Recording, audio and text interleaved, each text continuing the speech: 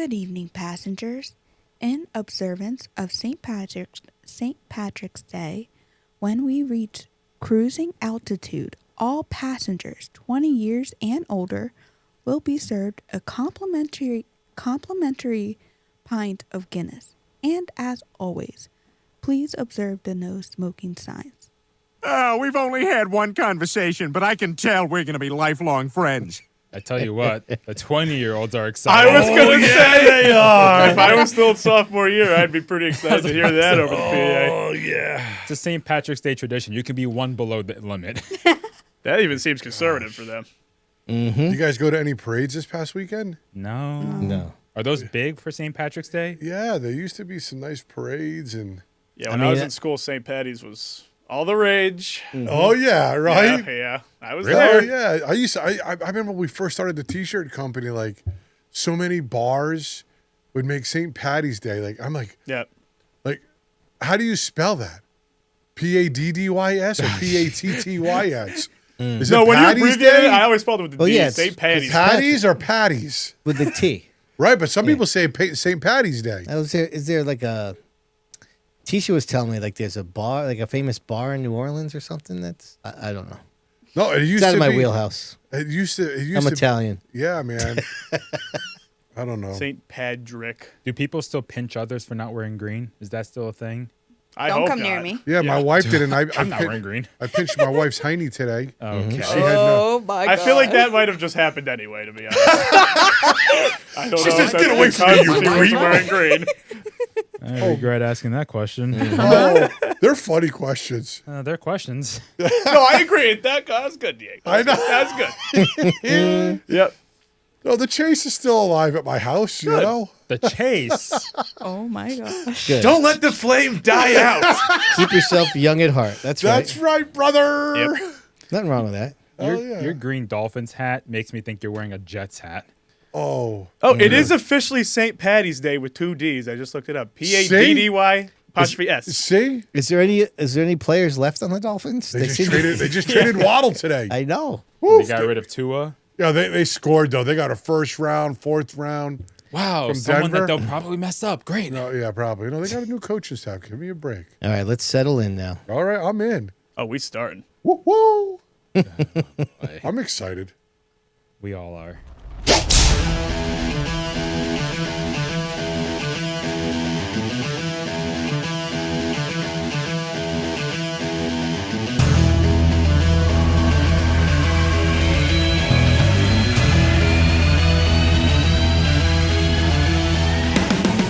What's up, everybody? Welcome back to the Man Cave on this Tuesday night. Wouldn't you know, we're in Connecticut here, still the heart of college basketball. Diego, what's going on, brother? Oh, you gotta love it. St. Patty's Day, NCAA tournament coming up this weekend. Let's do it. All right, over here, Reminator on the controls, ready to roll. Am I going to be the one doing this? Well, we're going to have some AI-generated person do it, but we realize what's better than the real thing?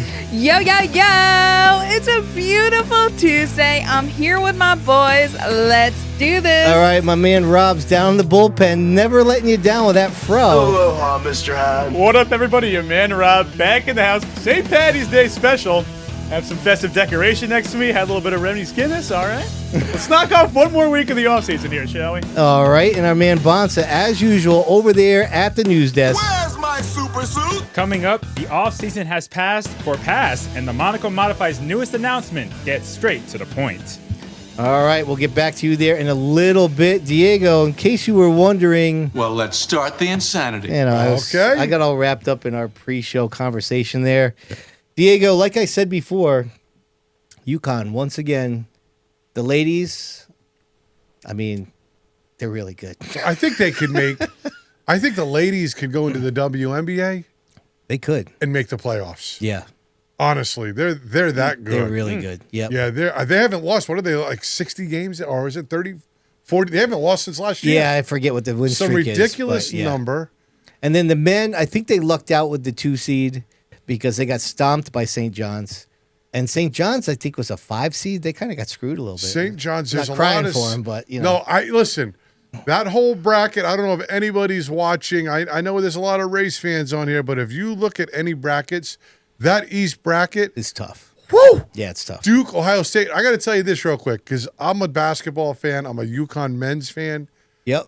This tournament, just so everybody knows, you know, I listened to Emeka Okafor. If you remember, anybody remembers who he is? Oh, yeah, yeah. legend. Right? So Emeka was on the other day, and I listened to him talk, and they were all supporting the Huskies at the Big East tournament. Right. They were all there. Rip Hamilton, they were all there, Yeah, right? yeah, I saw him. Yeah, yeah. Right? It's great. The one thing about the Big East tournament versus the NCAA tournament was brought up, and is that teams like St. John's, Creighton, they study film all year and figure out how to stop UConn. UConn's got, they were the best, one of the best in the country. They get everybody's A game every time. Yeah. Film study. And now when they go into this NCAA tournament, Yep.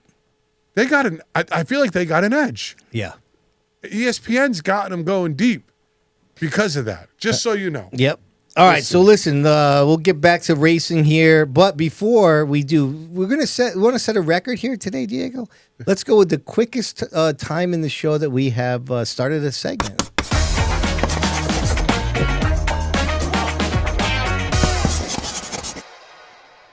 I mean, because it is the holiday. Listen, happy St. Patrick's Day to everybody. Have a Guinness if you like it, like Remy offered there in the that's great. in the airline intro, and of course. Maybe some corned beef and some cabbage. Had some today. Oh, did you really? Hell yeah. All right, so you're festive. Yeah, there. you're really in the spirit. You got Yes, the green sir. hat, everything. He's More got his green than the green rest of Dolphins us. hat on. Yeah. So listen there, if you want to join the party, don't forget now you go to youtube.com/SidsView/join. Get yourself a podcast membership.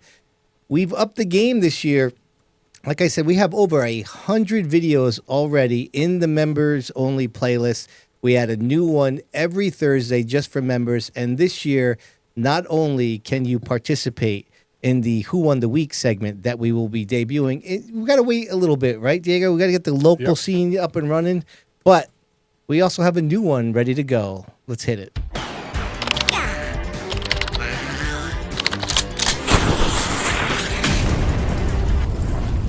All right, thanks to Mid-State Site Development for the live chat poll question. Today's question is, in celebration of St. Patrick's Day, we ask, is green on your race car bad luck? That's a good one. It's a great question. What are the options you say there, Diego? Here we go. I'm going to give them to you right now, Sydney. All right. First one is absolutely no green on my car. And a lot of people feel that way, I think. Number 2, no, superstitions are stupid. That's a great one, too. Yes. Right. 3, this is a good one. Depends on the sponsor's logos. Man, could you imagine that if you had to put it on there, but they gave you a lot of money? Right. Woo! If you were superstitious. Yeah. Right. Yep. Then this one here is really what it comes down to. Whatever the car owner says. That's right. Yeah, so all of our podcast members can now go vote on the live chat, right, Sydney? Yes, indeed. The poll is up. Yep. And Sid will give you guys updates throughout the show. So please feel free, right, Sid? Yeah, and so big thanks to Mid-State Site Development as well for the chalkboard chatter. I did not mention that earlier, but the corners are great, man. Oh, They've they're been- awesome. awesome I love supporters them. of the pod. Yes. Yep. Diego, you like green on there? What's Yeah? that? You had any green on your car? You know, I wouldn't be scared to put it on. No. No? It works for Rocco. Look, I'll True. tell you what. I had a lot of green on my car in iRacing, and I was definitely barrel rolling a lot. So. Or you thought, I mean, seriously, No, that's but 'cause you listen. suck. No. But then I switched. No, listen. In the green, I did suck. Yes, I'll admit that. But once I switched to that black and blue Helbin scheme, I got that first Legends win at South Boston. Yes. Well, you know, listen, the poll question today is really great. It's great because it's St. Patty's Day. Well, you know, and I was going to bring this up too. I didn't mean to cut you off. Yeah, go ahead. But Danny Price, who's on the 64 team, and Yep. that has green. And of course, you know, back in the day when Ron Uhas had the family car, that thing was all green. All green. And he won a lot of races. Yeah, he so, did. And him and Rocco back and forth, they both Yeah. had green. Yeah, indeed. All right, Bonsa's ready to roll there. It's the off season still, but there's stuff happening. Bonsa's all over it. Let's get after it.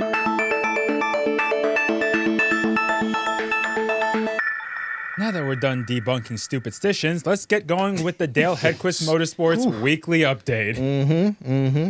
We begin at the Hickory Motor Speedway because The Pass North Series had their season opener. Cool. The Easter Bunny 200, and Jimmy Renfro Jr. won the event, and he won the limited street stock feature as well. So he got 2 wins in one day.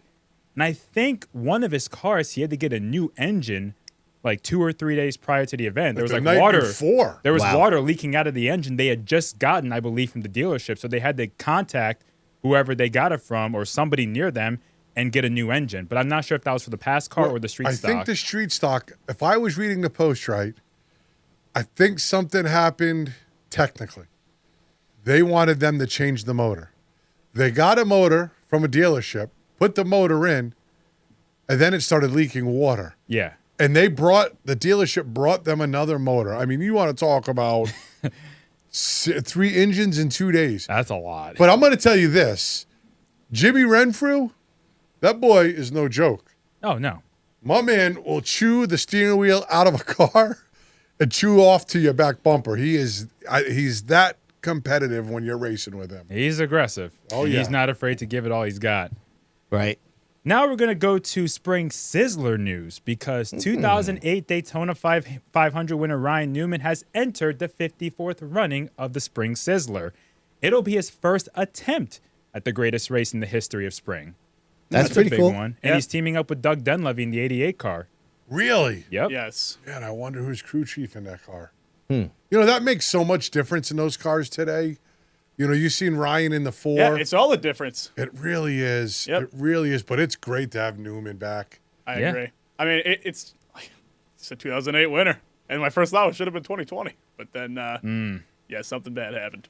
Yeah, I'm Not curious good. to see how that team works. That 88 Dunleavy team had a lot of success at Stafford in the open mod shows 3 years Yep. ago. Yeah. So But you really do win it in the shop, though. I mean, it's hard to pass the early few laps of those races. They're gridded up, and then they get spaced out. So he's going to have to be on it all So weekend. that's the car that Woody was in when he went on a tear? yes, Yeah. I think it's the same exact car, but I'm not 100% sure.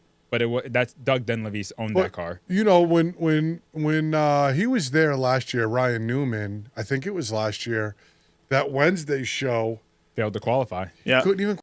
qualify. Yeah, they had a tough So day. there is nothing for sure here. Right. No, I is don't true. care who you are. He's had good runs in the past, though. I mean, Yeah. he did good in that fall final. He was in position to win. I think it was 24. Ran out of gas. Knock on the door, and he ran out of gas. Yep. And so his performance is like, I don't know what to expect. I think this is his 3rd different team he's going to have attempted an open mod race with. So it's a complete, could be really anywhere on the scale. You know there. what's great about this guy? He for sure is a racer.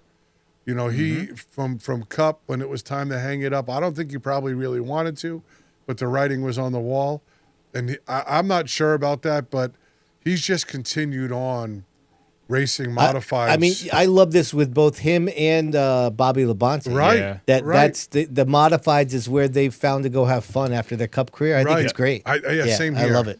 Yep, love it.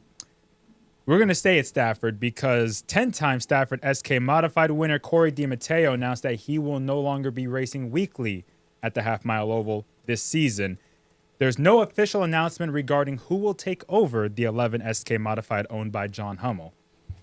Yeah, that's a bummer. I mean, I had a Well- chance. I had a chance to talk to Corey late last year, and he kind of gave me a hint that the family business is booming, and it's a little bit hard for him to get there on Friday nights, and so it stinks.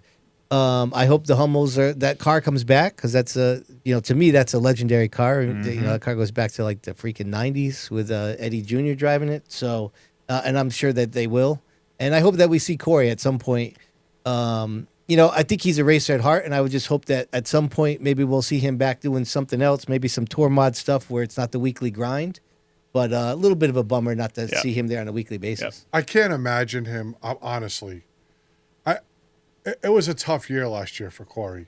The previous year, they were riding a high, and didn't they win 2 or 3 in a row? They won 3 in a row early in 2024. They looked real strong, and it's fallen off since. And last year, anything that could go wrong did go wrong. They'd come back, the panel, different color, because they replace it, gets smashed off again. And it just seemed, but Corey's, for what it is, Corey is way too good of a driver.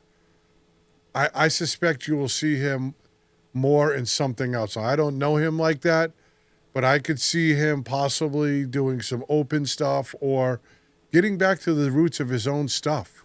You know, so I hope he does, because it would be a total loss for the racing community without Corey DiMatteo and a SK.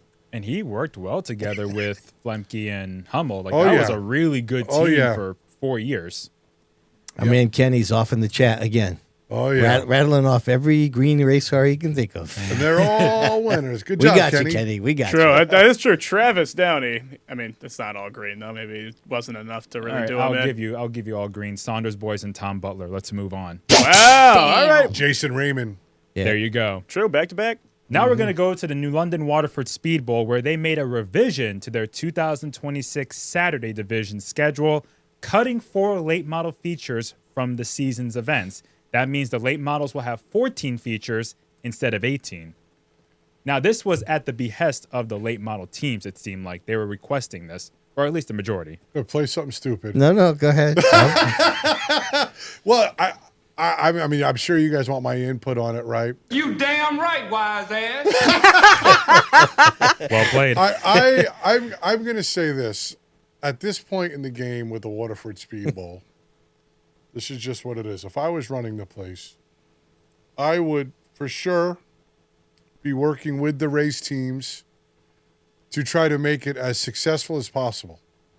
And if there's not enough cars there and you may drive people away by running 18 or 20 events, then something has to change. And I hate to see, what do they say? The asylum run the Inmates run the asylum. Inmates run the asylum. You hate to see that, but they really do have to work together, right? To some degree. Do you agree or disagree? I see where you're coming from. Right, but I just wish it was done before the schedule was made public. yeah, You know what I Cutting mean? 4 events is a significant chunk. Right. Yep. yeah. I mean, it's not like it's a big shocker because nobody even knew what the schedule was 2 days prior to that. So it wasn't like, hey, we made all these plans. Well, it's almost worse though. Yeah. Like you wait so long and then the schedule's not even really finalized. I mean, the precedent's been set that could easily happen again. And who knows? Is it going to be the rule book next time? Yeah. You don't want that. Yeah, it sucks. It sucks. I'm not sad about it. But a young bucker that wanted Do you think that they said, well, we heard Diego might be in the late model. We should trim this back. He might well, race. if that's the case, you should trim it down to 10 laps too. You're a smart motherfucker. That's Oh, right. All right, now we're going to turn the Dale Hedquist Motorsports Weekly Update to the touring side of things. We're going to go to the Cup Series. Ryan Preece finished 11th in the Cup race at Las Vegas, moving him up to 13th in the standings, So where he ran all day. I want to ask Rob and Diego this because I was talking to Remy and Bonssa about this. I feel like whenever Ryan's racing, like they're never showing him. And maybe it's just because I'm so focused on what he's doing. But I feel like if they spend an hour talking, they're going to concentrate on the top 12, and then Ryan gets in the top 12, then they're only going to talk about the top 5. If they show on the scroll the top 10 all day, and then Ryan gets to the top 10, they're only going to show the top 5 and put sponsors on the bottom. I'm not one to be superstitious, as we've already established in this very show, but I don't even know what his car looked like last week. And I feel like I was really on the lookout. I was like, is he in Coke? Is he in, whatever? It was orange and black. I didn't even see it. I genuinely did not With a see it. Chrome And I was 60. pretty locked into that race. But I Yeah, didn't see it. I don't know, man. I think it's just you. It's just me, huh? Yeah, it's just you, but it's Because that's like, my only interest. well, the 13th in points is good, Yeah. right? That's really good. Yeah. And consistent top 15 runs out of them is good. Yeah. But we got a taste of what he could do, not only from the Clash, but from where he was running at the end of last year. Yeah. And I don't think that they're back there yet, right? I do feel like Mike Joy and some of them, they want to talk about Ryan or Harvick. Mm-hmm. They want to talk about Ryan. Well, but Mike Joy is a modified guy. I think Kevin Harvick Incorporated used to be or was an agent for Ryan Preece. Right. Yeah. So you always can tell. They always are throwing his name out there little by little, but he's running a lot of times he's running 9th to 15th. Mm-hmm. So it's hard to bring him up a lot. Mm-hmm. Right? Like they just have to be a little better. Yeah, I mean, and this is what I said to these guys. Like, I understand you got your big stars, right? They're always going to tell you where Kyle Larson is and Joey Logano and Ryan Blaney and all the top tier guys. But when there's the guys like Ryan that are in the top 10, that's your time to talk about them. Yeah. Like when these guys that aren't there all the time, when they are there, don't tell me about Kyle Larson, how he's in 17th because he had a bad pit stop. Talk to me about the guys that are in the top 10 now. You know what I mean? And I feel like Ryan gets short-changed there. But again, I think I admittedly look at the race in a narrow focus for sure. So, but anyways, I agree with you. I think that even though, he's not battling for wins yet, this is clearly the best start to the season that he's had consistently, right? So I mean, but you always want more, like yeah, me and you're you. right. Yeah, which I'm sure he does as well. I right? know, Yeah. and he's so damn competitive. Yep. And the great part about Ryan, he's so involved outside of racing with everything, whether it's the pranks they're playing on Busher. Yeah. Or it's the press. Did you see the commercial that? Dude, it's so awesome. Yeah. He's having a lot of fun with it. Yep. And it's hard to dismiss what he's doing outside of the racetrack for racing. Right. And he's doing a lot for Northeast racers. And I know we talked about this in the past, but I mean, you got to be proud of the guy. He's showing up. He's running in the top 15, and he's doing commercials. And dude, it was like awesome. Big time. It was awesome. Every time I heard him talking, I'd look up again and be like, oh my God, like that's our guy. Yeah. I was so excited. I mean, Yeah, it's that's just, cool. we talk about the personalities being important to racing. Anytime that a guy's face is on a commercial as the actual star of the commercial, not just a little cameo, that's a big deal for the driver. Yeah, it really is. Fun fact, you know who does PR for RFK? Who's Mike that? Massaro. Really? Oh yeah. One of Stafford's own. Wow, Yeah. that's cool. He does PR for RFK. Now we're going to go to the trucks because Gio Ruggiero will be sporting a throwback scheme for this upcoming Friday's Darlington truck race. So sick. And it is a throwback. Ruggiero drives to 17. It's throwing back to Darrell Waltrip's 17 Western Auto Cup car from the early to mid 1990s. Dude, that is just beautiful. Clean. That's the scheme they used to represent him in cars too. How great Waltrip, is that's your that? guy, right? That was my guy. It started in the Tide car. Yeah. Yep. Way back when, then moved when that Western Auto car came out. Man, it was tremendous looking. It had chrome rims and stuff. When Darrell Waltrip had it, it was. Yeah. That thing was bad to the ass, man. Bad to the ass. Never heard someone say it like that. Oh yeah. All right. Now we're going to go to the Modified Tour, where Jacob Perry announced that he will not be competing in the NASCAR Modified Tour race at Martinsville, taking place on Saturday, March 28th, due to what they say circumstances out of their control. He was slated to drive for Jamie Tomeno in the 99. Perry said that the Martinsville debut and the Jamie Tomeno Motorsports debut will have to wait. Yeah, that stinks, man. Yeah. Listen. Jacob is always hustling. Mm-hmm. He's done a great job as. He's a Speedbowl guy. Yeah. I remember lettering his first mini stock or one of his first mini stocks. Yep. And we did that whole camo scheme that he runs on his open car now with his father. Right. Yeah. And he has just gritted it out to where he is today, Yeah. which is impressive. I did a video for him. I forget what the promotion was. I did several of them back in the day. I did one for Ryan, actually. That was one of my first video gigs. I forget what the Ryan's was Michael Waltrip.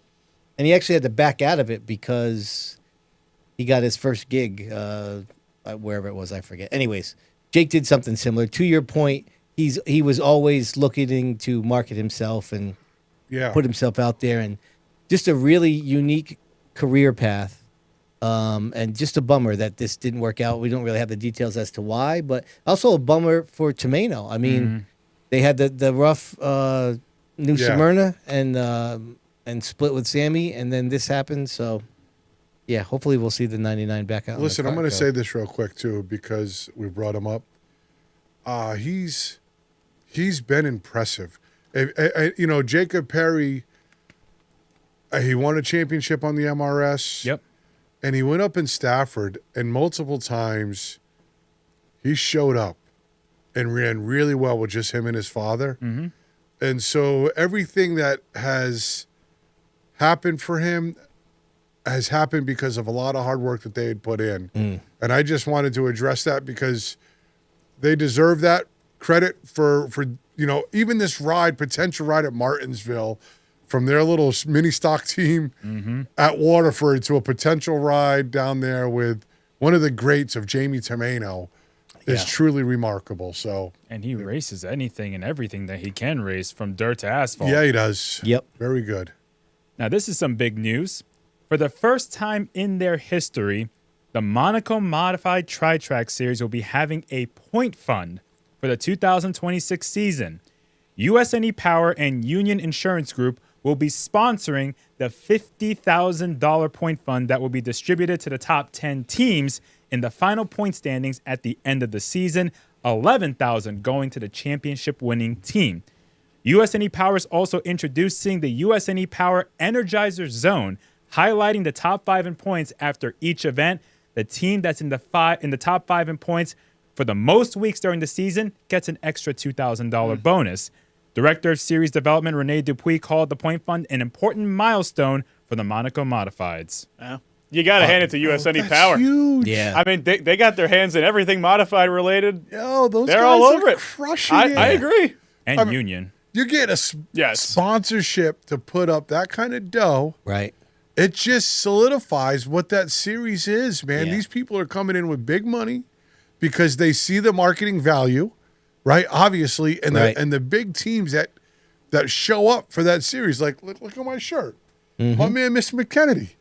You know, the real deal. I mean, what a great job. I mean, what a great thing for the drivers. That's actually a bad example. Why? It was fully obscure. He's going tour racing. He is, but he has supported the Monaco I think Tri-Track. he still makes some appearances. Oh, for sure. Yeah. But Yeah, no, anyways. it's great to have. This is just another step for them. You know what I mean? As the series grows, to be able to provide a point fund, and I actually like the top 5 thing there. That's kind of neat. Yeah, it's that's kind of really a little cool. added bonus for consistency throughout the season. Oh yeah. Yeah, so really neat. Yeah, that's a big deal. And I mean, look, for 9 races, getting that 11K. Yeah, that's not too shabby. That's good. That's a nice. There is a bucket at the end of the rainbow for these guys. On top of just winning the championship, imagine getting a $2,000 bonus, the $11,000, and then winning a couple races. Yep, it's a hell of a season. Right. Yeah, a lot of these Monaco Modified races pay $10K at least to win. That's what I'm saying. Yeah, man, great for them. And this has been your Dale Hedquist Motorsports Weekly Update. All right, Bonssa, great job as always. Now, hold on there, Reminator, because we're going to do something real quick here. We're on the Monaco Modified vibe. I got a little something for you.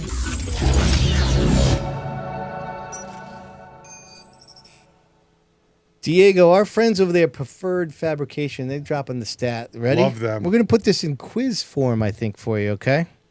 There are 2 drivers that are currently tied for the most starts in the history of the Monaco Modified Series. There has been 67 races in the series history. These 2 drivers have each started 63. Would you like to guess who the 2 drivers are? My first guess? Yeah. Chris Pastriak. That is incorrect. He is 3rd. Damn. Okay, hold on. Give me 2 seconds. You got it, Bonds? Oh, I have it. No, Bonsa I want knows. you to guess. All right, my next one's going to be... Is it John McKennedy? It is not. All right. I don't know.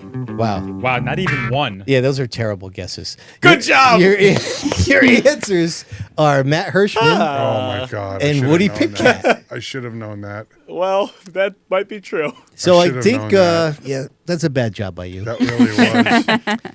I don't know if it's certain that Hirschman will be making all the starts this year. So Maybe the point He didn't fund- last year, right? Woody has He some, missed a couple. Matt missed a couple. yeah, but he missed a couple last year. So we'll see. Was the point fund just announced?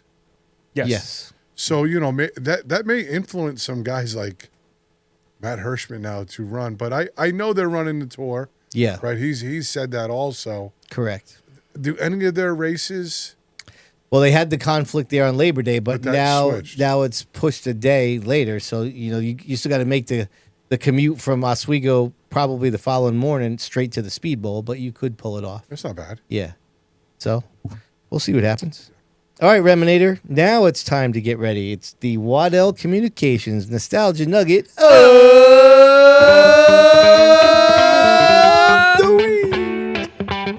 Faded off. That was not my best work. Right there. The week was so quiet. That was an unintentional fade right there. All right. We're going to go back to 2010 NASCAR Wheel and Modified Tour when the aforementioned Ryan Newman jumped into Modified. At the time, he had already earned 13 of his 18 career victories on the Cup circuit. He had made 4 previous starts on the tour, the first 3 of which ended in crashing out. But in 2010, he had a torrid streak.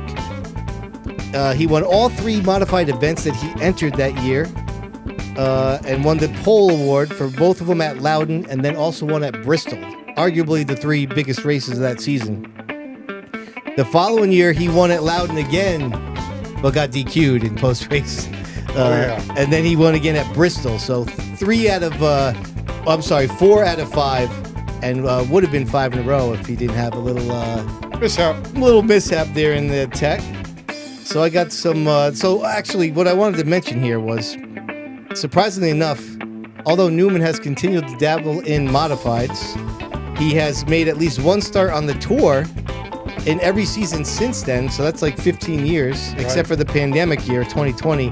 Yet has yet to return to victory lane, and as we mentioned, he's going to be in the Sizzler.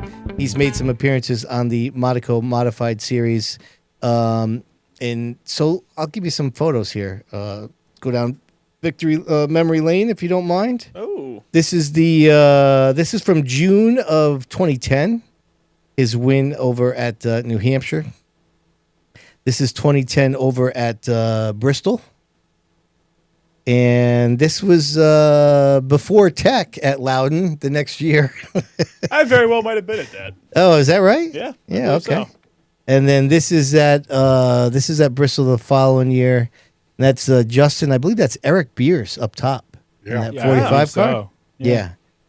So interestingly enough, I like the black 51 there. It's kind of a sick look. It's stealthy. Yeah, and he had that for quite a while. I actually forgot about that look. I'm so used to like the white and green now. But yeah, you don't like the 77? Did you do that car? No. Oh. I kind of like the flames though in the neon yellow. I don't know why. Well, at that time, even me watching on TV, that was the car to watch whenever they were at Loudon or Bristol, because it seemed like he was untouchable. Yeah. And he usually was untouchable. Yeah. Until Tech touched his car. Exactly and right. That changed for a day. But it's amazing to me. He hasn't won since then. I know. Isn't that nuts? That's amazing. But he's been fast and he's come close. We mentioned fall final, ran out of gas as he was charging up to the front. Yep. And he's won smart modified races down south too. I was getting all excited at that fall final because I was about to go run down there and do interviews. I was like, oh, I'm going to get to interview Ryan Newman. Oh my God. And then he ran out of gas. You weren't really acting like that, were you? Bonssa getting a test. I was getting nervous. That's great. Yeah, he was. He was. I like Keeter puts in quotes special intake. Yeah.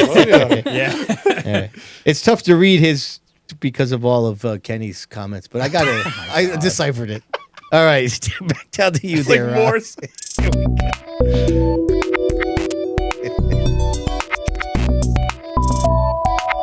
Oh, Kenny. All right, people. For the Hoosier Tyree Stat Chat today, we have 2 blazing hot questions. The first of which, how many messages will Kenny send today?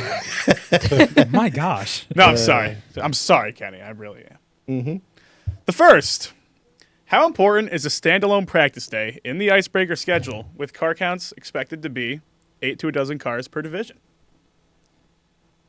Well, I think it's great. It's part of tradition. Yeah. It's part of tradition. And are you running the Icebreaker? I forget what you're not. Okay. But, I mean, a lot of people look forward to it. You know, it's your first day back to the track, right? Let's knock the rust off because you don't want to start the year. Not everybody can afford to go rent the track. Right. So it's a great thing that they're doing. Stafford does it. That's a great point. Waterford does it. Yeah. I mean, who can afford to go spend $1,500 to $2,000 to say, okay, let's go make sure that, the rear end doesn't blow up or something. Right. Yeah, I consider Friday as their version of open practice. Right. Basically. Like, as you mentioned, Stafford and Waterford, they usually do it the week before the opener, but every track needs an open practice just to make sure the car moves. Yeah. Right? Just to make sure the nooks and crannies are taken care of and the car will be good for the main event. So even with possible lower car counts, having a Friday open practice, I think is great. Yeah. I think even for officials, right? Just to get back to talking with each other, communicate and running the practice smoothly. It's not just for the drivers, it's for everybody to get working together as a team. Right. We do that here. Right. Right. The week before our first show, That's we what meet I'm up. saying. Same thing. Now, Diego, it sounds like you're not going this year, but you did it for many years, right? I mean, what is the usual format? Well, it's we show up there. Honestly, you unload and you get a chance to look at the cars in the competition to see what's happening. Right. And then it's all about business. You're prepping to get ready to go get seat time for whoever's racing. Right. And you're seeing if what you did over the winter works. Mm-hmm. And whether we got to go to the drawing board, I screwed up there a little bit. And not only that, but it gives the team some sort of confidence going into race day. If they didn't have any laps under their belt and they just went in there green, I'm not sure if you would have as good of a race as if you had guys that they know what they've got. Right. Yeah. So now it's a little bit better race for everybody. Yep. So, all right, I got one more for you guys. All right, hit it. Now, a few people were scratching their heads about this last year. It's still a couple weeks away, or really over a month, but I figure I'll ask it now. Stafford's SK Light duels before the Sizzler, right? So they run 2 20-lap duels, each with half the field. Mm-hmm. Should they be treated as full points races and official wins on the record? no way. Official wins, yes, in my opinion. Think so? Well, how long are the races? The 20 laps, they are full length. Yeah, it's a full length They have half feature. the field. Because the main feature is 30 laps. I don't know, man. How do you count? You're saying because it's a qualifier? Yes. How do you qualify? I mean, that's like, what if 4 of the best drivers are in the other race? And you're going to count that as a legit. I mean, to me, it always goes down. Well, you're lucky so-and-so, so-and-so, and so-and-so wasn't in your race. Or, I mean, listen, it's a momentum builder to win. Yes. For the team regardless. Right. But to me, they're qualifiers, aren't they? Yeah. Well, they pay full points. Yeah, so like I feel like they're not really qualifiers. Well, you're setting the field for the 30-lapper. You are. By Yeah, that, right? right. Yeah, it is a qualifying It is a race. qualifier for something, but it also pays full you- points. And purse. What about purse? I think it pays money too. I think so. I think. I don't know. Here's the way I think of it. They're paying. It's the same. I understand what you're saying. They're setting the 30-lapper, but it's a 20 laps, which is a regular event, feature length, and they're paying points and the purse. I kind of feel like Is there heat races to line up the 20 lappers? Yeah. Is it? I mean, because somebody I brought that up. believe so. Yeah, is there heat races to bring up to 20? I'd have to look it up. Yeah. I think they had heat races to set up the format. I think. I could be wrong, but I think they had heat races. They definitely did for the Sizzler when they had the duels. Right. Yeah. But I think they also have heat races for the SK Light duels as well. So I think it's duels to the qualifying races to the feature. If I'm wrong, please correct me, but I think that's how it goes. Yeah. I don't know. It's weird when you split the field in half. Right. Like, should it be half points? But that just makes the points maybe Right. a little more complicated. Right. So I don't know if I mean- there's because that's, I mean, you're racing a full feature. Yeah, Yeah, you but I are. mean- But to your point, I mean, I assume it's what you're about to say. Like, what if the 4 top guys in points last year just happen to not be in your heat or your feature? I mean, then there's a huge asterisk over that win. I can There's remember. never an asterisk to me. I mean, what if the fastest 4 cars wreck on the first lap in the SK Light feature? Do you put an asterisk on that? I mean, at least they had the chance. What happens? I'm going to say this. I remember back in the Speedbowl when Tapley was running the place and my brother. I don't think there was ever any heat race money, but we there was at one point where you would get $100 for a heat race win. Right. yeah, the quarterweights did that back Right. in the day. When Tapley and my brother back in 2015 or 16, it was 3-2-1, something Oh, like points, that. yeah. Points, heat race, Yeah. right? So What's different than what Stafford's doing just in 20 laps? I do know that last year they inverted the first however many finishers from each duel for the feature. Yeah, that's true. So I'm not sure if they're doing that again or not, but that's Yeah. another aspect to consider. To me- Maybe having the points and the money, if you're going to have an invert, entices the drivers to race hard anyways instead of playing the invert game. To me, they're not feature races. I mean, they're qualifiers for the big race. I mean, it's just Right. it's hard to argue that they're not features. I mean, what heat race pays It's full not, though. points, gives you win on the record, and pays prize money? I mean, what heat race does that? No heat race is 20 laps, especially when 20 laps is your feature. Yeah, I guess so. I mean, I don't know. To me, the weekend, the big event's the 30 lapper, and they're racing in the 20 lapper to their starting spot for the 30 lapper. That's the big money race, right? Well, I know it's not identical, but the duels and cup pay points for the top 10. Right. It's not exactly the same because it's only the top 10 Right. and it doesn't count Yeah. in the record books as a cup win per se, Right. like the Clash. But they do pay points in that race. Yeah. Or what is a 50 or 60 they lapper. did run heat races for those duels. They did, I just yeah. went back to the flow replay. They did have heats for that race. Yeah. It was also a little bit strange last year because I think the 30 lapper got pushed. Well, yeah, it got postponed because we rained out Saturday, had to push everything Yes, to Sunday, yes. so the 30 lapper was run the next All right, event. so Diego, does that change it for you that they ran heats I for the mean, duels? Yeah, maybe. Right? I mean, you're running heat race to get your starting spot for the duels, and I guess. I mean, I don't know. Does everybody in the duel make the 30 lapper? It depends on how many cars there are. Yep. How If could you they have- not? They were starting 38 last year a race. Yeah, well, They, they, they did were more originally strict. they did originally need a consi or B feature that did there was tentative plans for that if it kept going the full Yeah. season. Man, I think Yeah. they had like 30 or 32 slated to start the race, so they Right. would have had a consi.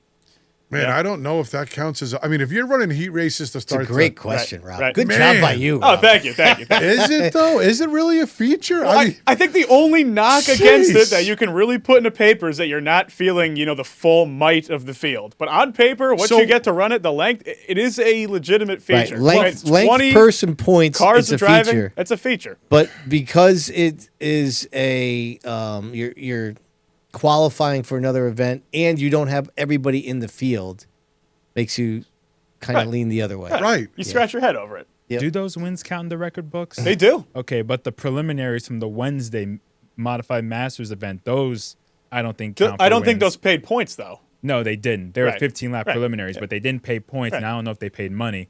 Those did not count in the Yeah. record books, but Yeah. the duels did. Yeah, the winners of both duel got 50 points, so there was 2 drivers tied for first, 2 drivers tied for third, etc. It's odd. I wouldn't say. Give you that. Like if you It's had a to little pick, complicated. It is. it is. If you had to pick one end or the other, I'd stick to what they are doing right now. I think Because I you would get too. rewarded more. Yeah. Compared to just doing all that for nothing, relatively speaking. It's great for the drivers. Yeah, it's a fun format. I mean, it just had a lot of people wondering, I mean, is this a win? Like, am I going to look in the records? If this is your first win, are you going to see a little what next to your name? Only time All will right. tell. That's the stat chat, people. All right, good job there, brother. Yeah, Bob. Let's give you a little update on the old Mid-State Site Development live chat poll question here. Diego, what do you think's lead? What do you think's on the leaderboard?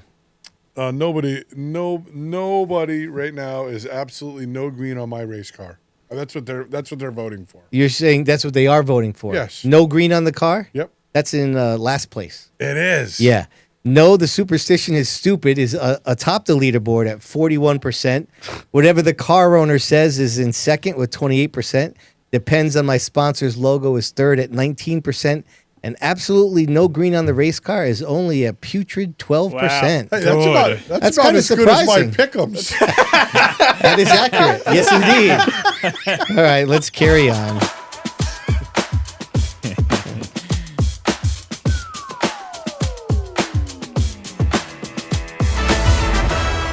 All right, Diego, we had a little fun with you. We're going to have a little fun with our man Robert down there, Rob. We're going to put this in quiz format for you there, buddy. You ready? All right, go for it.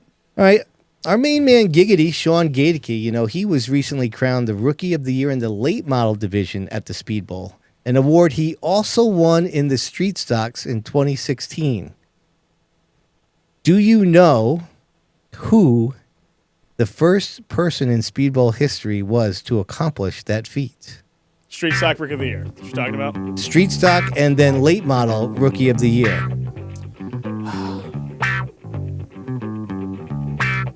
I'm going to give you a hint. go for Don't it. think too hard about it. Is it this guy sitting over here? There you go, buddy. That's it. Our Hey, man he looked Diego. too cheeky for that to not be the answer. Our man Diego. Now, the others that have accomplished it in between are Tommy Silva, Rich Staskowski, Joe Curioso III, and our main man Doug Curry.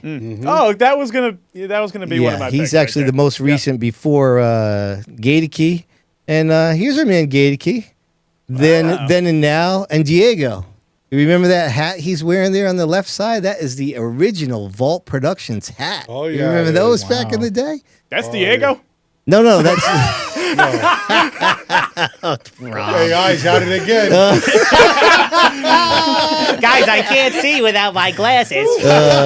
no Diego. That was my hat that I saw that I see, Sean I is see, wearing, I see. and obviously Diego made it. Right? Oh my God. Were you serious, Rob? Oh, are you fucking kidding me? Oh, man. F bombs. Sorry. Jeez.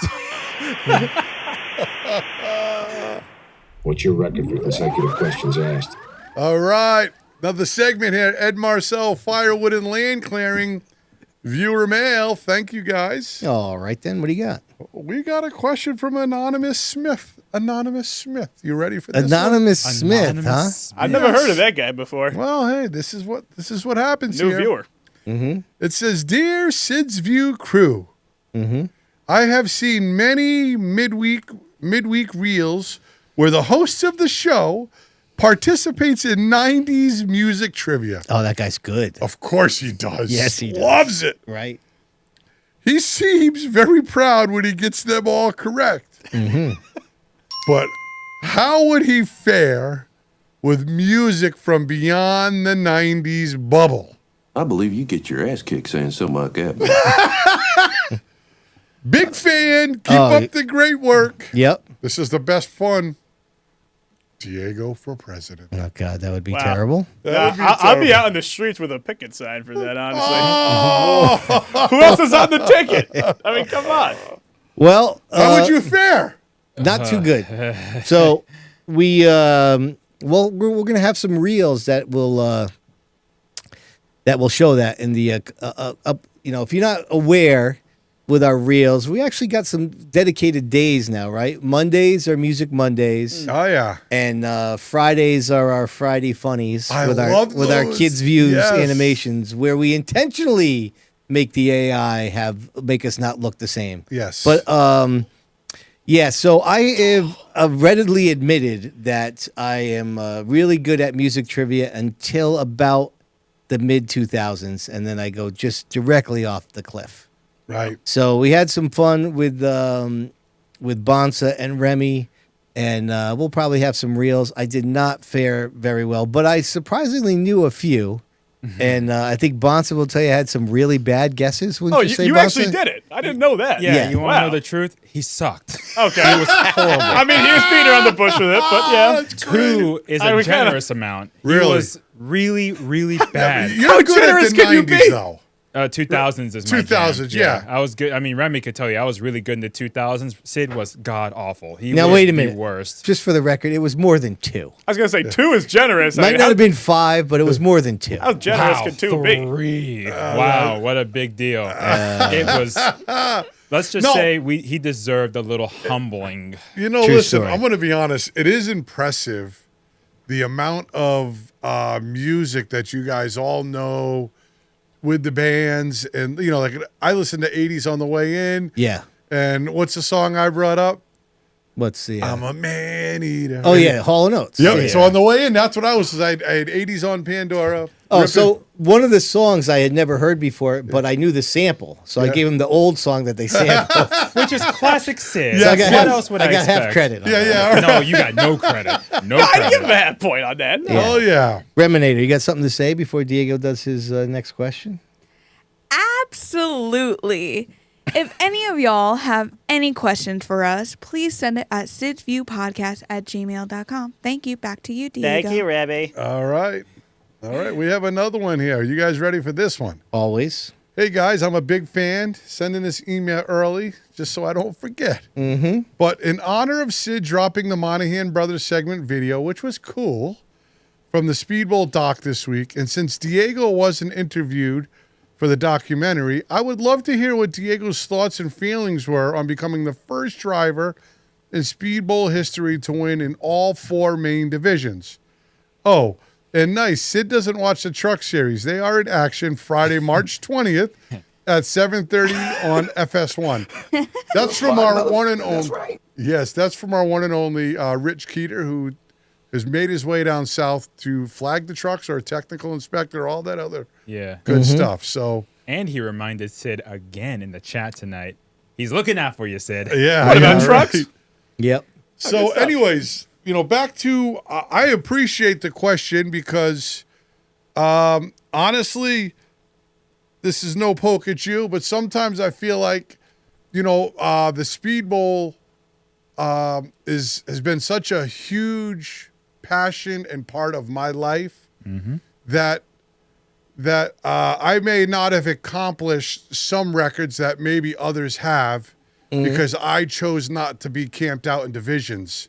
Yep. For 10 years. Right. I went 2 years, moved on, 2 years, moved on, 2 years, moved on, and then got stuck in the SK Modifieds and had a kid and had to take some time off. But It's not a bad place to be stuck. But in every 2-year sprint that I ran, I won.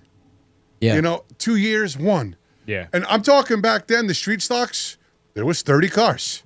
Yep. Rookie year finished second in points. Bunch of dogs. Second year finished third in points. And then the same thing with the late models. That's when they had Corey Hutchins, Glenn Riley, Alan Coates, Mark St. St. Hilaire. I mean, these guys were big dogs. Carl Erickson. There was some heavy hitters. Russell LaJoy. Yeah, oh yeah. There was right, he was there fast. was Paul Dorothy. I mean, I could just keep going on and on. Yeah. And we won there. And then remember we got the also got the rookie there in the SKs. Yeah. We highlighted the 2 fender divisions, but you got a third one. So at the time it didn't seem like much to me. Buckler made a bigger deal of it than I thought it was. But as I look back, at the time it was the only 4 divisions. Yeah. And we did it on the way up with no money. Right. Right? And just grit, like I talked about Jacob Perry. So that's why I gave him a little plug, because I can appreciate the grit that it takes when the passion burns deep in your heart to keep moving on. And it just continues on the outside in the business world. So people say, what are you doing racing? Well, listen, racing has helped my life tremendously. It was a different time back then, too. There's so many divisions. I hate to sound like I'm beating a dead horse, but when you did that, they were the only divisions. That's it. I mean, the legend cars were there. They weren't weekly, though, but it was a little bit more like now you couldn't say like 4 divisions, like what 4 divisions? Yeah, you know what I'm saying? Right. Your path and your brothers, which was both the same, like not very many people do that anymore. That's what I'm saying. Yeah, like that doesn't happen anymore. Yep. I agree. And so it was an error when people. Who's the closest to doing it? Eddie Reed? No, in like current times. Oh, who?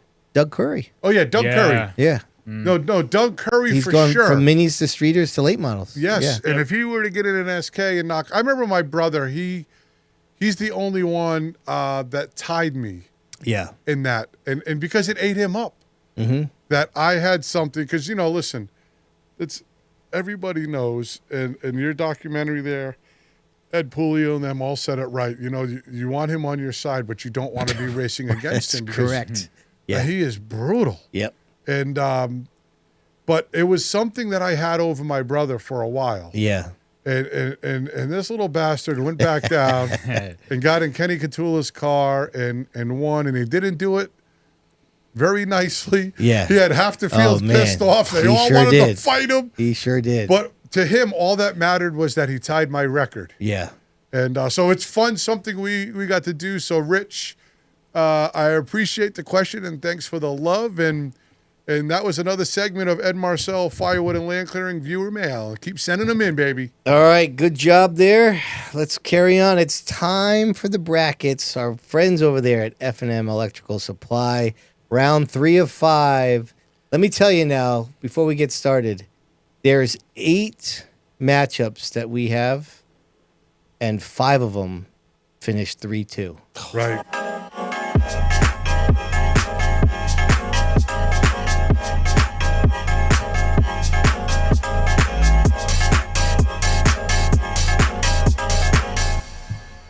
All right, let's take a look at the grand bracket, shall we? Let's see where we're at here. This is going to be some interesting stuff. So the modified bracket is where we are going to start. I mean, I'm just looking down these every single one. Heavy hitter, heavy hitter. Heavy hitter, indeed. Doesn't stop. All right, so let's go. Let's get to the modified bracket here. What we're going to do is let's have... I'm going to start you off with this one, if you don't mind. Okay? Julio Christopher. If there was a rivalry in the SK division last year, right? Well, they started to make one of it. They sure Towards did. the end, they definitely did. Correctamundo. Well, I mean, listen, both fast. But I'm going to go back to the old turn one incident, right? We've set this precedent that it is... These guys side by side on the last lap, who's going to win? And I just see Julio making that move. Mikey Jr. up into the marbles in 1 and 2. Yep. Takes the lead down the backstretch. You could go either way with this one, but I'm going with Julio on this one. All right? Yeah. Diego? Over to Well, you. I'm almost certain that these two are some of the best in that division right now, and this is a hell of a matchup. Mm-hmm.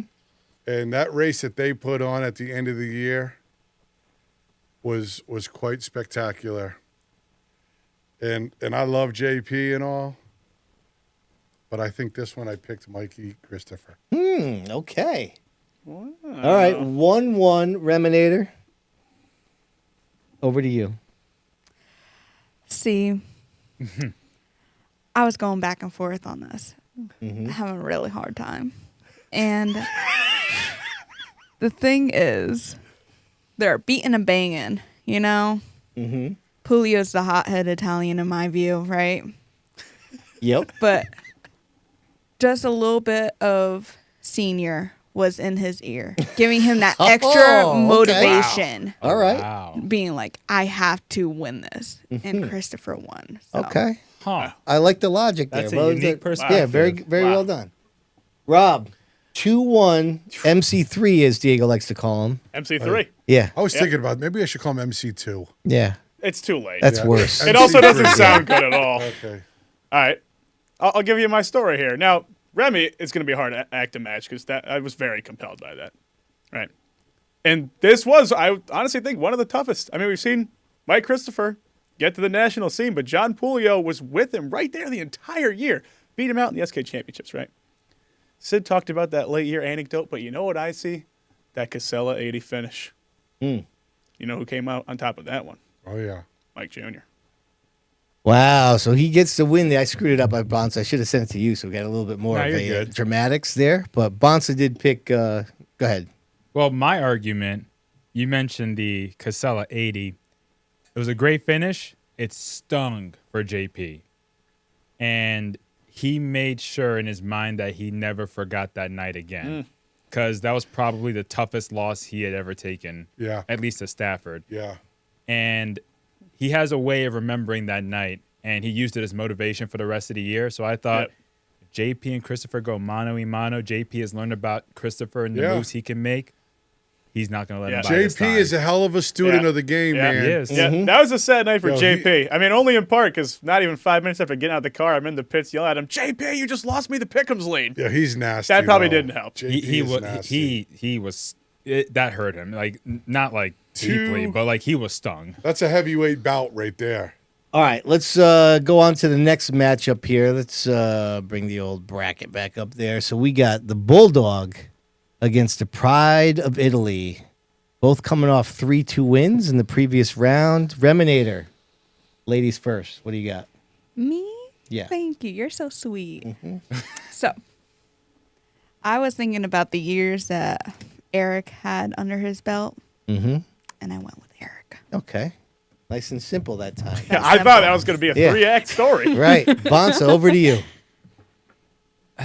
This is a rare case where I think the Bulldog gets beaten. I think the aggression of Marcello Refrano is almost unmatched, and he'll make sure he finds his way to the front, and he'll make sure he keeps it. So I gave Refrano the nod.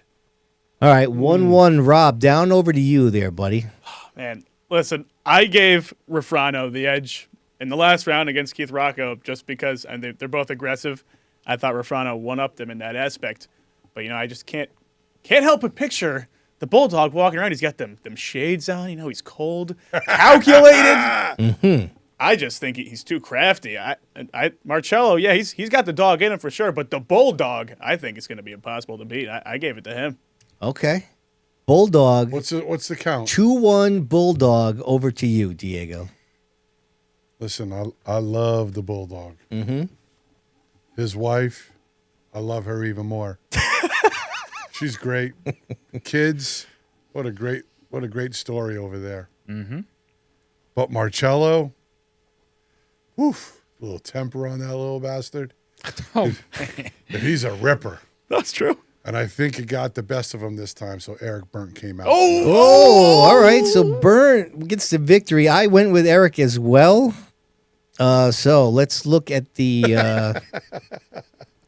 So moving on. So much for the upsets. The modified bracket. Well, don't forget now, Eric Burnt is a 6 seed. We got a 6 so and in a terms 4 of the there. bracket, he is the Cinderella story here. Marcello is a 10 seed, but Eric is still a 6 seed. So at this point, that's pretty deep in the... and the one's knocked off. Knocked off. In the Sweet 16. So we got a 4 versus 6 right here. And that's a heavyweight matchup. So we'll get back to that next week. All right, let's move over to the light bracket. And this one is a doozy. I got to tell you, if this was the year before, it would be even more compelling. You know what I'm saying? They were racing at all 3 tracks. Or Tyler was at 2 of them, I should say. My bad. All right, let's go. Chapman, Hovey. Rob, why don't you start us off here? I mean, again, these are 2 guys who came out of the SK Lights just absolutely swinging. And it might be recency bias, but I don't know. I feel like Chapman maybe cracked just a tiny bit this year. Again, a lot of it possibly not his fault, but in a head-to-head, man, I don't know. Hovey just seems to find his way to the front in impossible ways. The end of the year last year, he was on rails. I gave the edge to Hovey here. Diego? I think we know where this one's going. Should this even be a... Right. Just say the name. Let's go. Gets them all excited. I love that one. You know who I picked? I dare you to pick Chapman right now. Listen, I almost did. That would be a double throat punch for Christina. Yeah. Boom! Mr. Houvier. Oh, yeah. All right, 2-0 Hovey. Reminator. So in my head, Tyler is in his family's car, just so you know, in my imaginary race, okay? Well, that's not accurate because he was in the lights in the 07 car last year. I know, Okay. but it wasn't last year in my head. This is taking Okay? place when? This is in Stafford. This is in the family car. Don't say no. This is my imaginary Well, you can't race. just Let make it up be. what cars they're driving, but go ahead.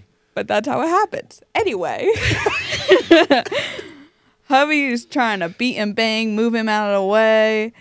And Tyler's like, nah, I'll just wait, take my turn, and just swoop in when I need to. And Chapman gets it. I mean, Sid, you can't trample on Remy's story, all right? Let me be imaginative. Let her Just speak her truth. Imaginated? Bonssa, just go. Just go. 2-1 Chapman. Over to you, please. He's still recalibrating. Yeah. Well, Top look, that. I know I can't.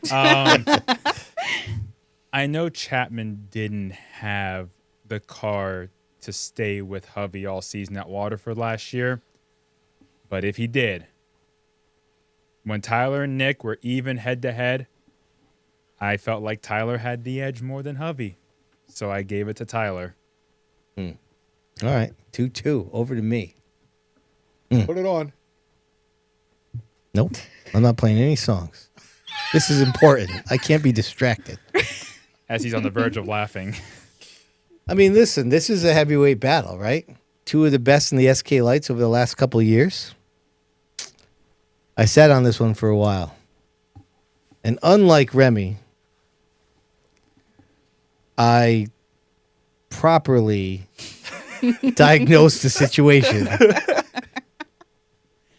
I picked Hubby. I don't know where I was going with that, but it was getting too No, that was complete. Yeah, it was too long-winded. All right, let's carry on. Hubby is moving on. Oh, let me make sure I don't put up the wrong one here. Okay, here we go. All right, Nick Anglace, the 3 seed, against another Cinderella story. Robert Bloxham III. Again, 2 guys coming off 3-2 battles.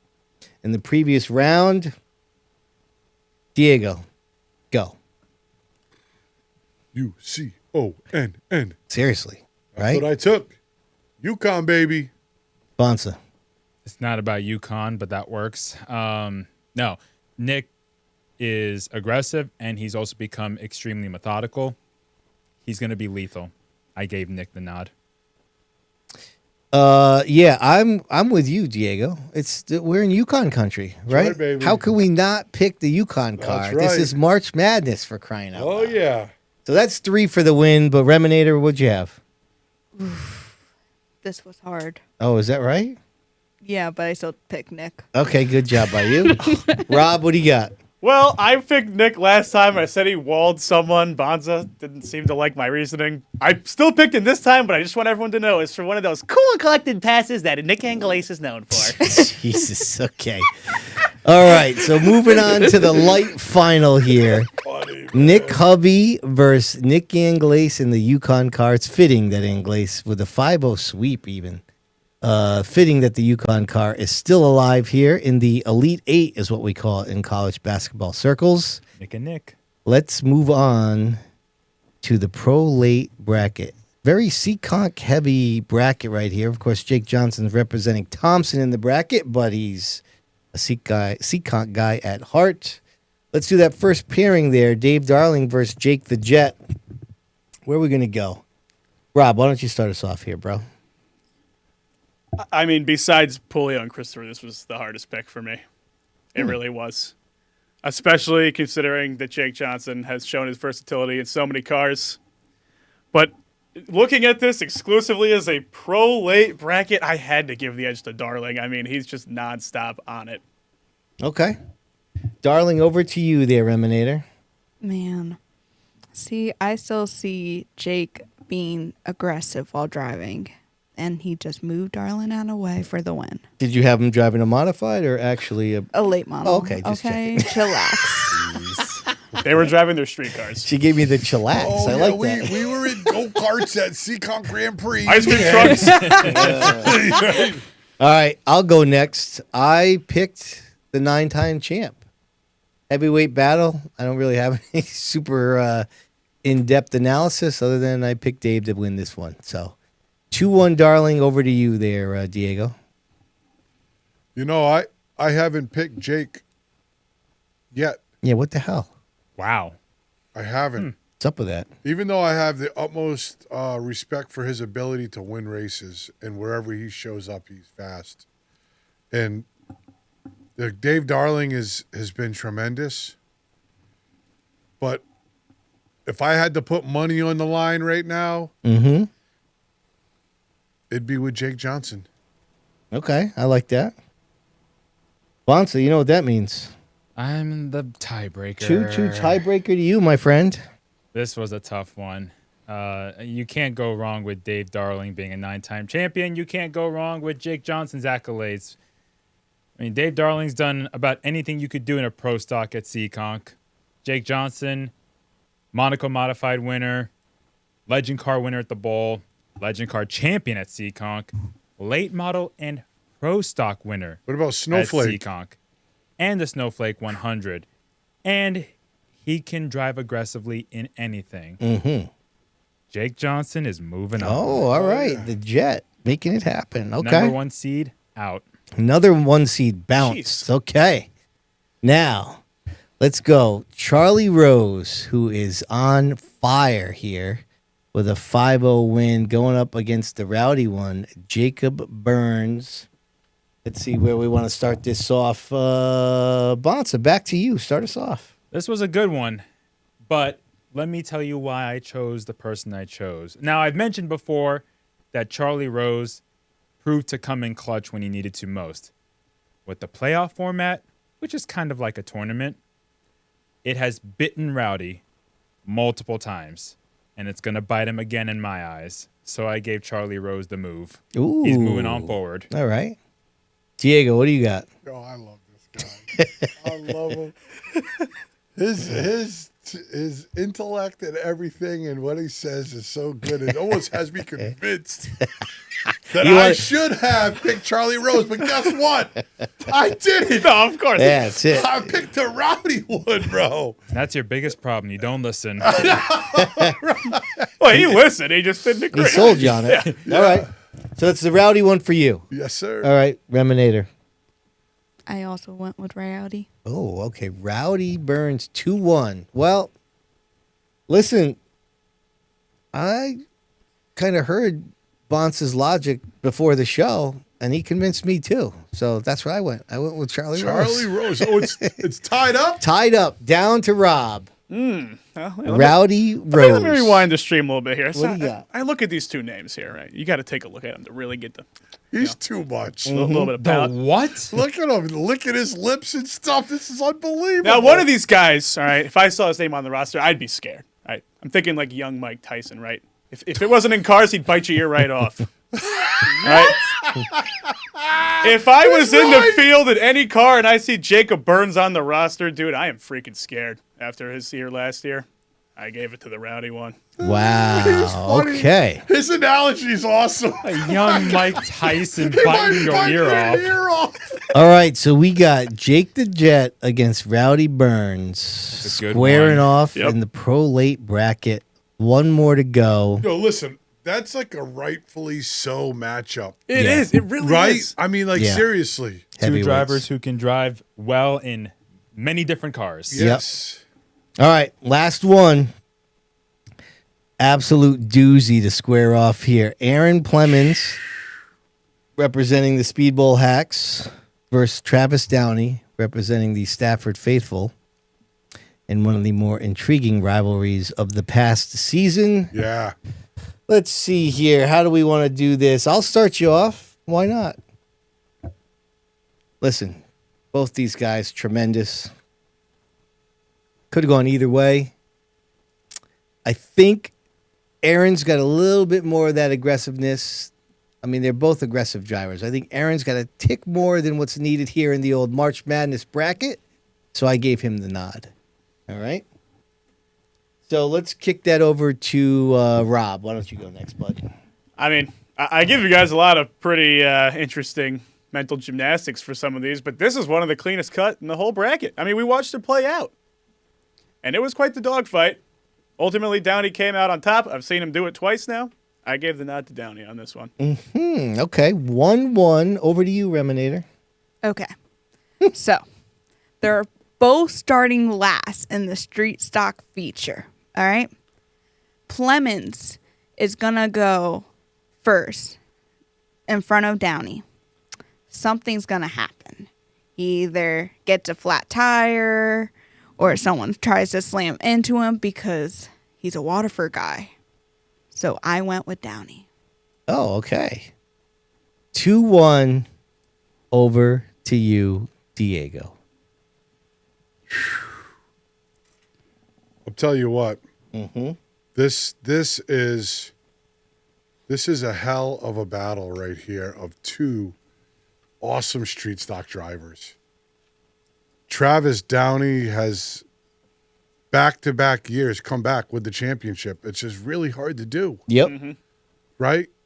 And he knocked off Aaron this year again. But one, Aaron's a Waterford hack. Gotta love him. And when it comes time and it's down to the nitty-gritty, I don't know if anybody can gouge somebody's eyes out better than Aaron could. Mm-hmm. And he does what it takes to win, and he's done it time and time again. And if I had to put my money on one show one time, it's on Aaron Plemons this one. Ooh, all right. 2-2. Bonssa, over to you. This was honestly probably the toughest one, even though we witnessed it in person at Stafford. I agree. This is the one I took the longest. Yeah, it is a lot. Yes. Here's the thing. Travis and Aaron are both champions. Yep. Doesn't help matters at all. I will say this, though. If you ask me, Travis versus Aaron at any racetrack over an entire season, 20 weeks, who's going to win the championship? I don't think that's a debate. I put Travis because he has learned to be more consistent. That being said, we're not talking about a championship. That's right. We're talking about one race where you have to be raw and relentless. Downey can be raw and relentless, but there's very few that can be as raw and relentless. Raw and relentless as Aaron Plemons. I might get a text after tonight, but I did vote for Aaron Plemons. Wow. Okay, nail biter right there. That was a good one. Yeah. You almost sold me on that too. I thought you were going to go Travis. I was like, oh, did I might have done the graphic wrong there. Sold it well. All right. Listen, we got one more to go here. Hold on.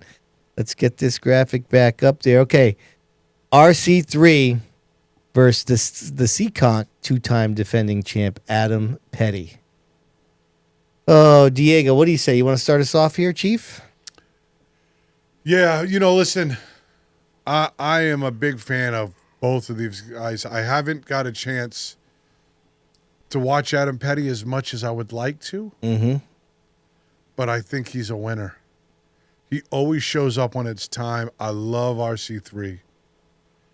But today just wasn't his day. Wow. Adam Petty, listen, you put him in at the races at Seaconk, you give it to Adam Petty. That's where this race takes place. Oh, okay. If you do it at the Speedbowl, yep, Ray wins it. Just happens to be Adam's You're home saying turf. Petty's the higher seed, so he's got it's at Seaconk. That's right. All right, that makes sense.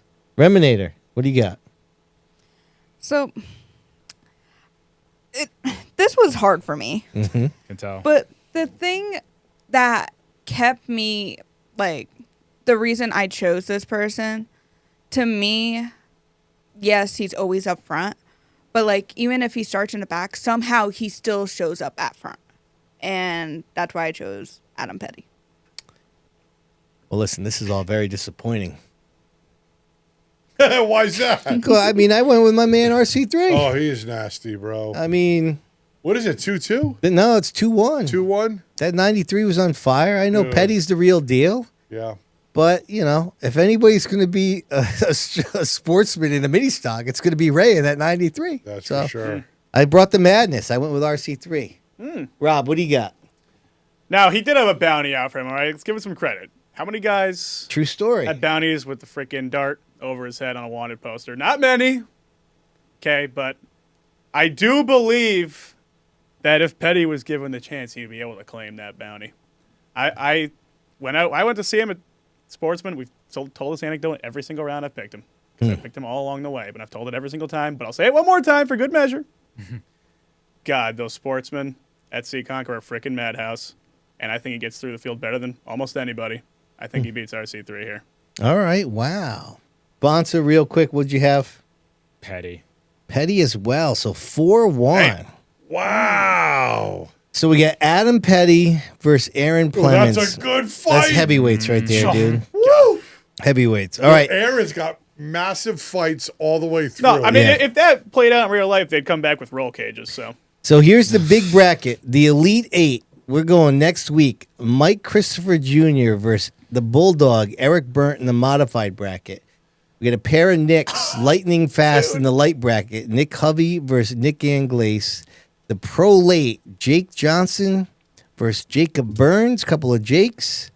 And then Aaron Plemons versus Adam Petty. That's a nice Elite Eight right there. Can we organize this somehow? I'd love to see some of those play out. I mean, Hovey versus Anglace is almost even better than the other. Seriously. Well, listen, we'll work on that. Maybe we'll stage some actual real life races. Listen, the weekly season has not started yet, but as you know, if you are a fan of the podcast and are aware of our weekly pick'ems, you know that at the end of the year we use double points for the championship picks to determine the winner. It has yet to help Diego out, but we still do the double points anyways. And that means we need the first 5 weeks that we're going to start tonight with help from our friends over there at Northeast Truck and Off-Road returning as a sponsor. We're going to start with Thompson. They're the first track that's going to get underway. So we're going to do some champion picks for Thompson. Let's get after it.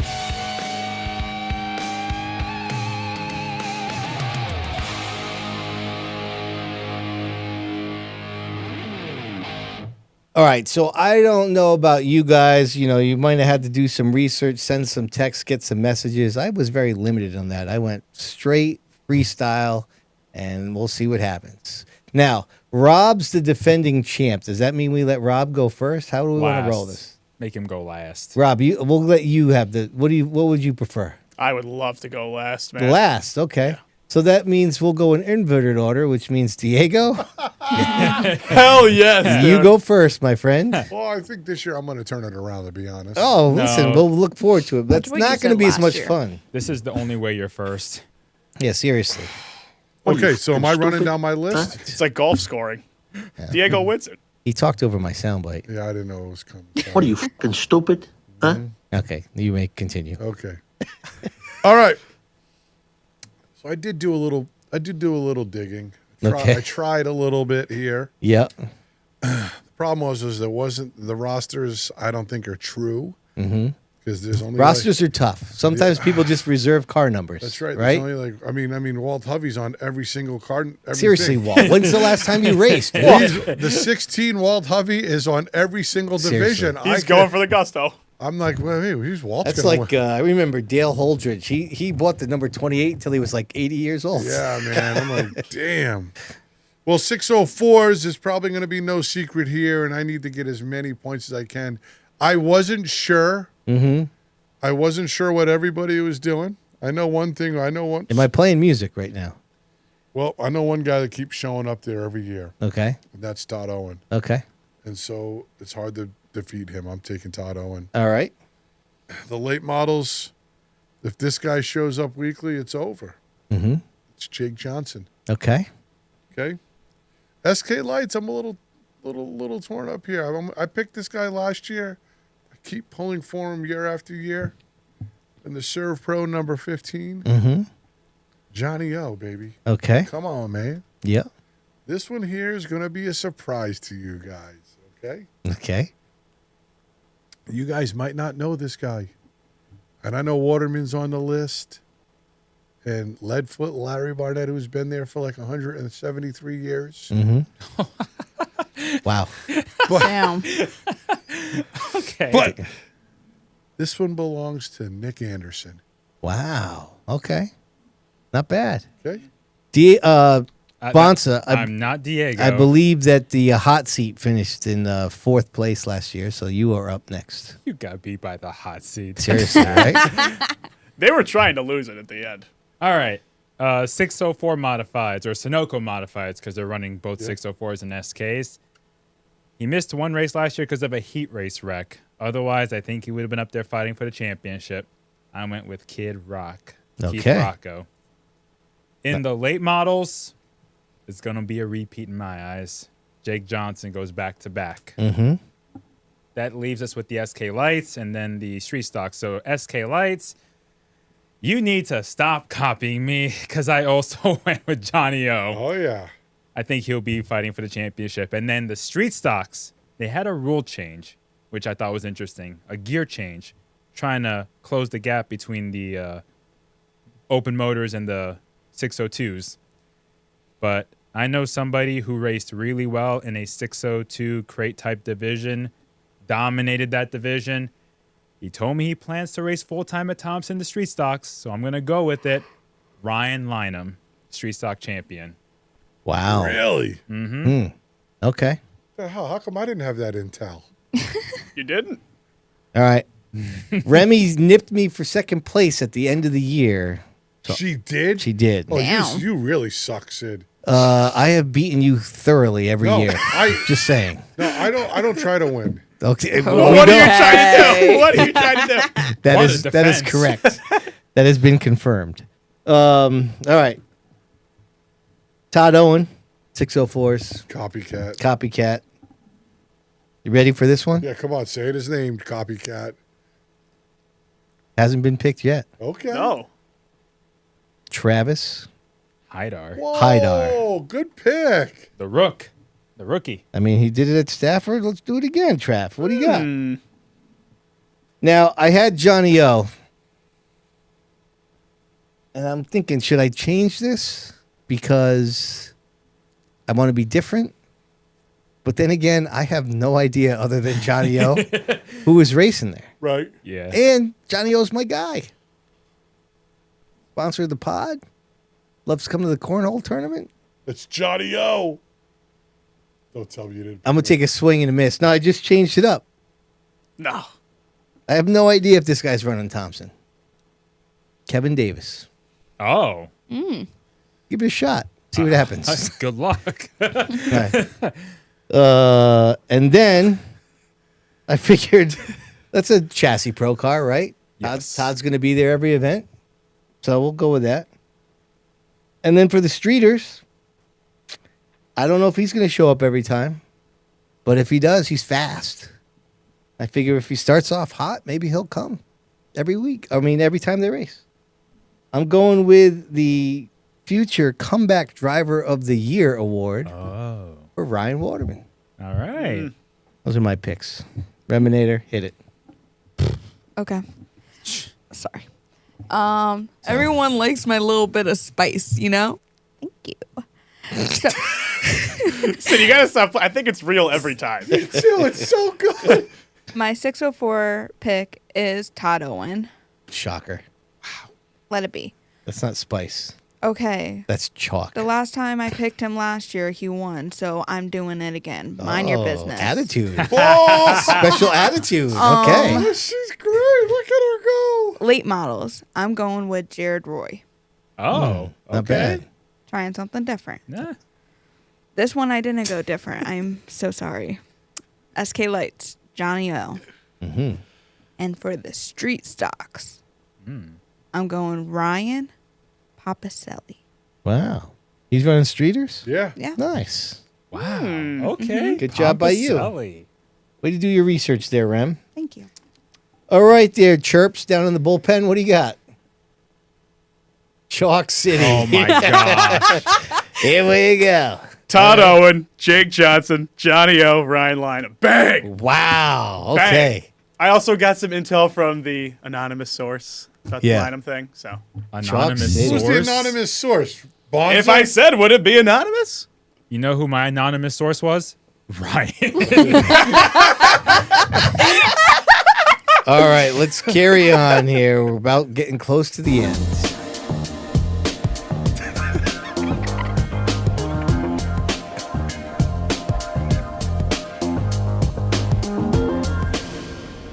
Well, as we said before, Diego, it's St. Patrick's Day.